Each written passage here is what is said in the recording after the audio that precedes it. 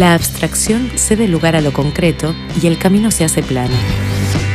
La utilización de líneas, formas y colores puros son las premisas del arte concreto en busca de un sistema de relaciones ordenadas. En el caso de Cerón, creo que además confluye otra cosa que es muy particular. Quizás sea realmente el único artista concreto rosarino, porque Cerón empieza a trabajar y sigue trabajando, tiene una línea muy consistente en los 50.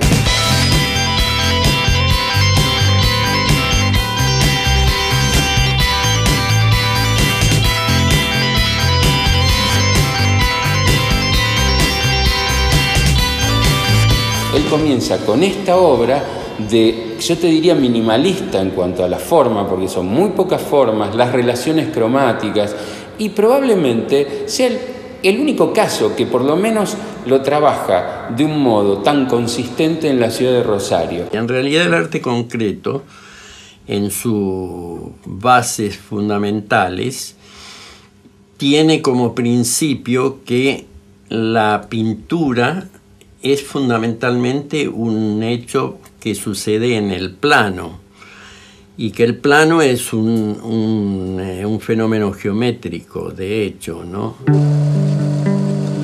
Hay quienes creen que el orden como el caos son mensurables, medibles. En la obra de Eduardo Cerón, las matemáticas nos hablan de espacios imaginarios, de mundos abstractos pero cercanos.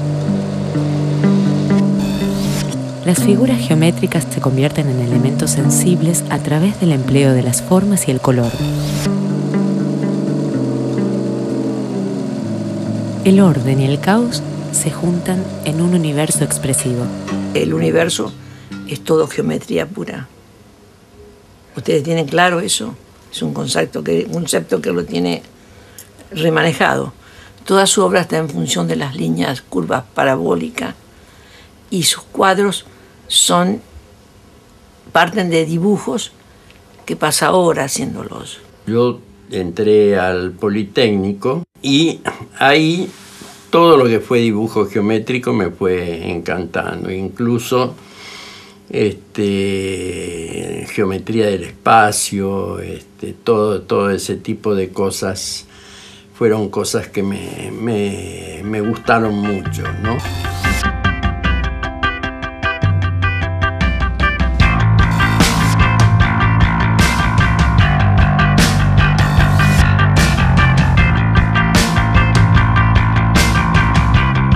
Estos esquemas matemáticos de Eduardo, bueno, a mí en lo personal siempre me interesaron mucho, ¿no? Como él arma como unas geometrías internas y unos esqueletos y unos soportes, digamos, que uno no ve. Es decir, uno cuando ve la imagen terminada, ve una imagen que tiene cierto enigma, cierto encantamiento, por lo menos eso es lo que me genera a mí, ¿no? Como hay un silencio que en un punto es como que no podés romperlo, ¿no? Porque sostiene cierto enigma la obra.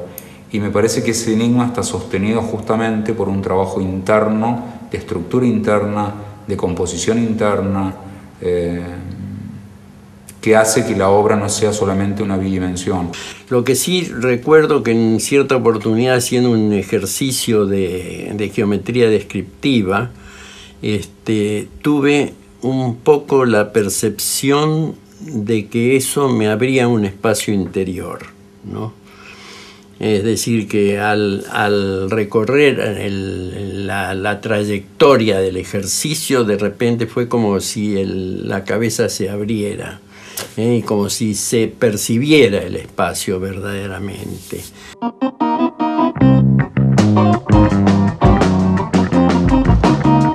Mis primeros trabajos los inicié con función a rectas casi exclusivamente. Recién en el 56 incorporé algunas curvas de compás y con el tiempo, en los años 70, inicié una serie que se llamó De las Señoras Formas.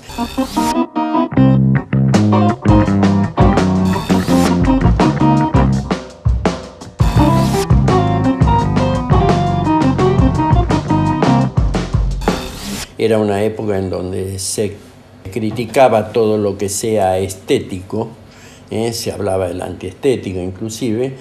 Yo trabajando en el taller, a partir de un cuadro de triángulos, había hecho una partición de un rectángulo en 9 triángulos que tenían todos relación con una cuadrícula inicial en la cual había subdividido el rectángulo. Y se me ocurrió inscribirle parábolas a los triángulos, ¿eh? Es decir, esto, si lo observan bien, es un triángulo, ¿eh?, que tiene inscripto parábolas.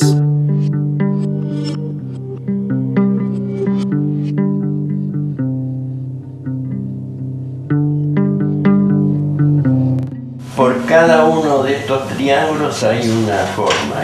¿Ves? En este ángulo hay una, dos, y hay uno y otro, y después acá otra, y otra, y otra, y así sucesivamente.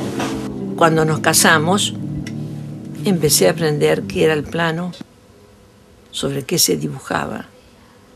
Y me decía, Mele, tenés que poner la forma en el medio, que se vea, que se sostenga, que no se caiga, que no se vaya para un lado o para el otro. Yo compensaba así intuitivamente, pero él sabiendo manejar las cosas. Él siempre supo eso. Él se manejó como pez en el agua, en el plano. Y esas formas que él hace nacen de su dibujo. Él dibuja lo que tiene adentro, que es un mundo.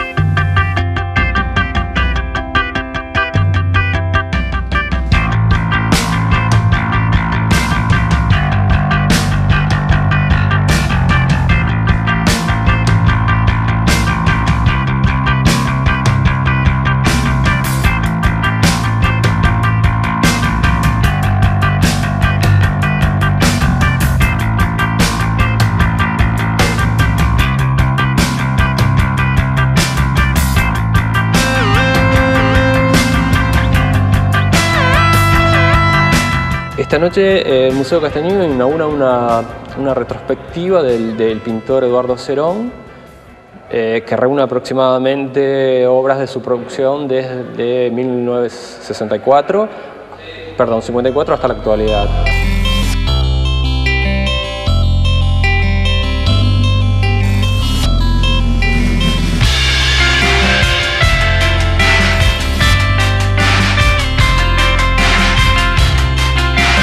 Para él es una posibilidad importante el hecho de mostrar mucha obra que él no había mostrado antes, o volver a, digamos, a ver la producción montada en una sala es diferente, digamos, a ver la obra en el taller. Entonces implica todo un trabajo de lectura que él también tiene que hacer con relación a su propia obra. Y yo creo que la muestra a él le permite, digamos, ahora va a ser, digamos, un antes y un después en ese sentido, ¿no? De que siempre una muestra te permite ver la obra que estás produciendo desde otro lugar. La idea de montar cuadros a mí me parece fascinante. Empezar a ordenar en el vacío de la pared a mí particularmente me atrae mucho, y me parece que un poco la intención era explotar esa musicalidad de los colores en las salas, ¿no?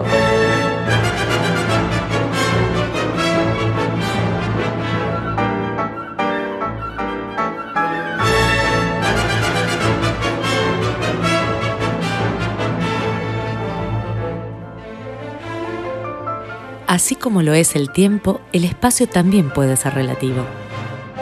Ante la mirada perpleja de la ciencia, las galerías de los museos suelen transformarse en laberintos. Este hecho singular que sucede cada tanto y sin explicación alguna, obliga a los presentes a buscar una salida, a encontrar en cada obra una vía de escape. Ante esta situación, se recomienda siempre mantener la calma y recordar que en el mundo de la pintura cada laberinto tiene su guardián.